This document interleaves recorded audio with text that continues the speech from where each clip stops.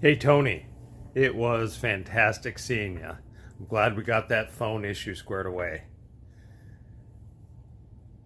Lots to discuss, lots has happened since last time I talked to you. Best way to illustrate what's going on is take a quick video of what's going on in Scott's garage. So here we go. So this is the west end, and all that junk that you see stacked up there is all Corvette stuff. It's all the new stuff I've purchased for the Corvette project. Down here is the SL90 corner. So this is the SL90 1969 stuff that I have. Got an extra frame.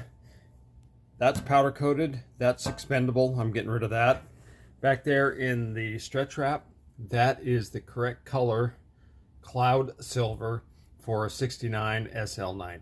That's the one I've had for several years. I got from Billy Baumgartner. That's all disassembled. Painted parts are still at the painter, and that's a long story.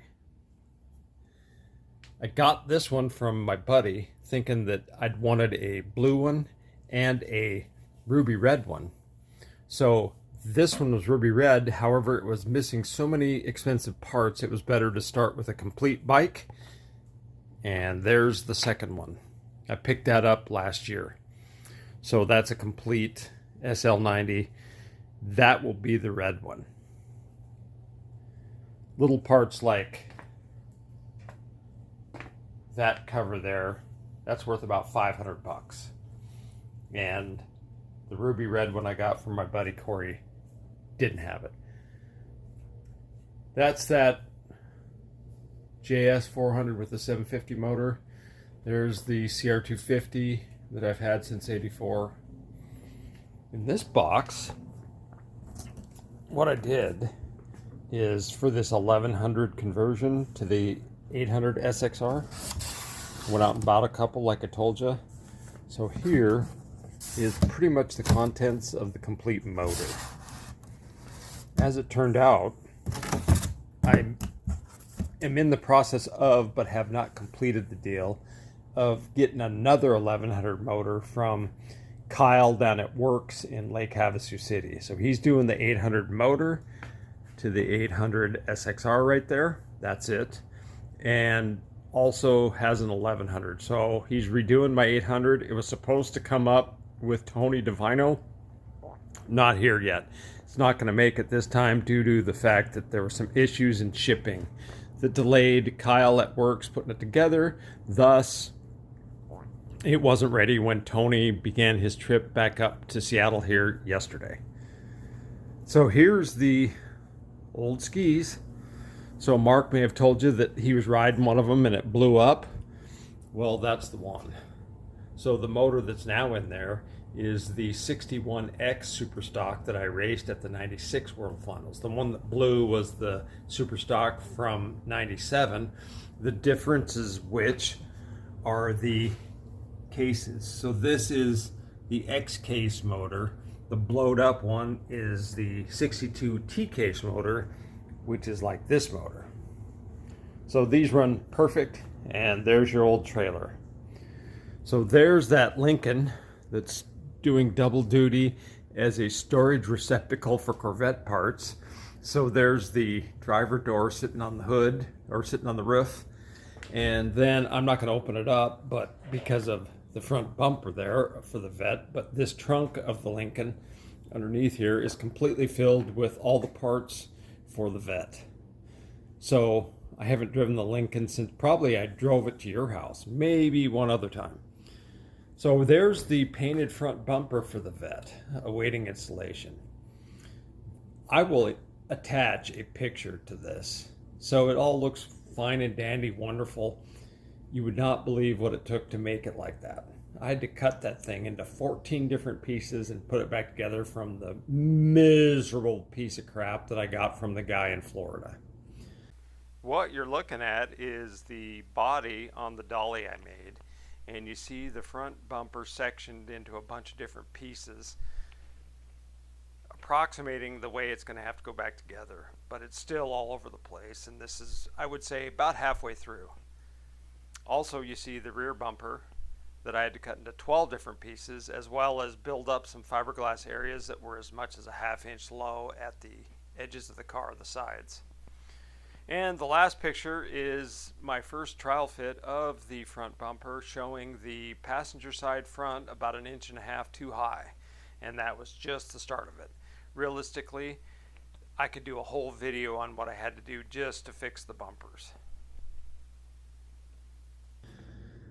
So you may remember my wall with all the jet ski section, and over in the distance is the motocross section and the brief street bike section. There's my workout elliptical machine. Here's the vet. So, just give you a guided tour of how she sits now. So what's happening at this point and why the doors are off is, for some reason, the painter forgot to paint this on both sides and that door jamb area. Unfortunately, it shows huge. There's no way you can do it without me painting it. I'm not sending it back to him because this car was in paint jail for 18 months. It's supposed to take 3 months, took 18. So I'm not sending it back to him, and I'm going to learn to paint it on my own. So I got rattle can deals that from the paint store with this correct paint color, and I'm doing it myself. So what I'm spending time on, however, is these front of door pockets here. They look atrocious from the factory.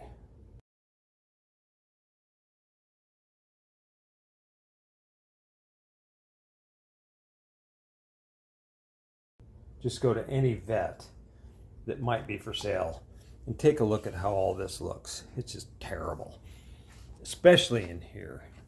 So this is, probably 3/4 of the way. Pretty close. Run you over here to the other side.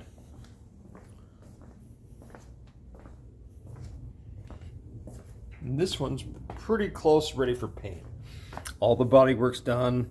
Everything's looking really good. It's just gonna get shot. So you go to the paint store, you bring a paint chip, in my case, the fuel door. They match the paint. They put it in a rattle can for you, and it's supposed to match everything perfect here. I hope so, because I tried it once and it didn't match. So I did it again.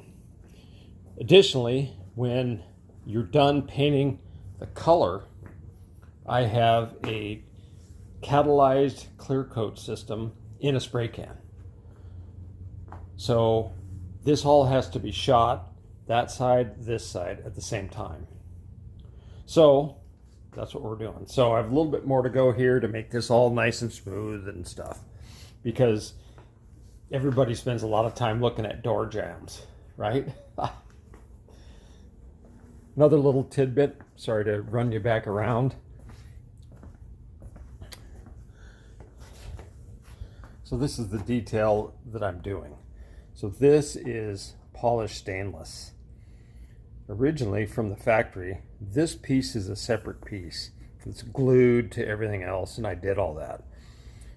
These typically have 2 crappy looking rivets holding it, and there's usually a gob of crappy paint on it, and it looks atrocious. So fortunately, you can get around the back side here and put a nut on it, and so I use these nice button head stainless screws to replace those crappy looking rivets. And so anyway, the theme on this car is any particular screw that's used that's not super unique to the car, they all look like this. So you'll find button head stainlesses everywhere. Here's the, if you ever want to see a horror story, look at this windshield wiper well on any 73 through 82 vet.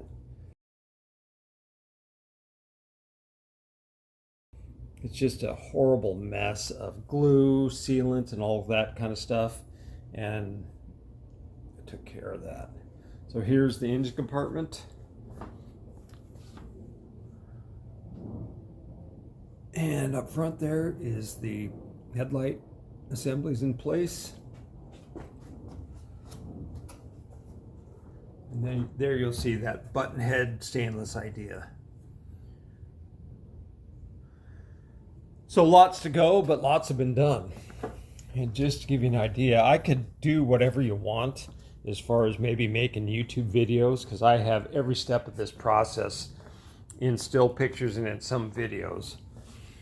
But that gives you an idea of what it looks like underneath. So everything you see is either powder coated or stainless steel. So just get really close to, kind of might be a little bit dusty, but I want this thing perfect. So this is the highlight of the garage though. 2007 Taurus.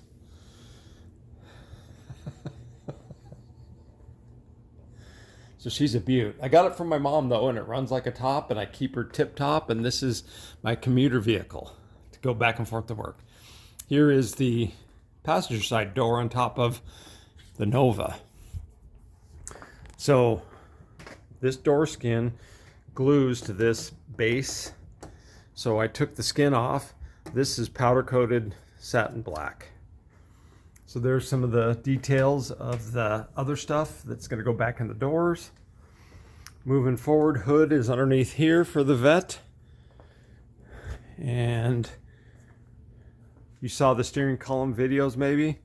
There's the completed one. I'm probably going to throw those back up and finish the steering column deal, but nobody watched it, so I don't think anybody's chomping at the bit. And there's that small block 454 that's going in it.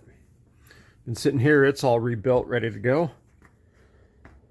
There's some of the assembly to the inner door of the passenger side. All of that's powder coated. And underneath, there's the Richmond ROD 6-speed that goes in there. So that's about 10 minutes of fun. I'll throw in a couple pictures of assembly, but anything you want to see that would help you get through the day, happy to shoot some additional stuff. See ya.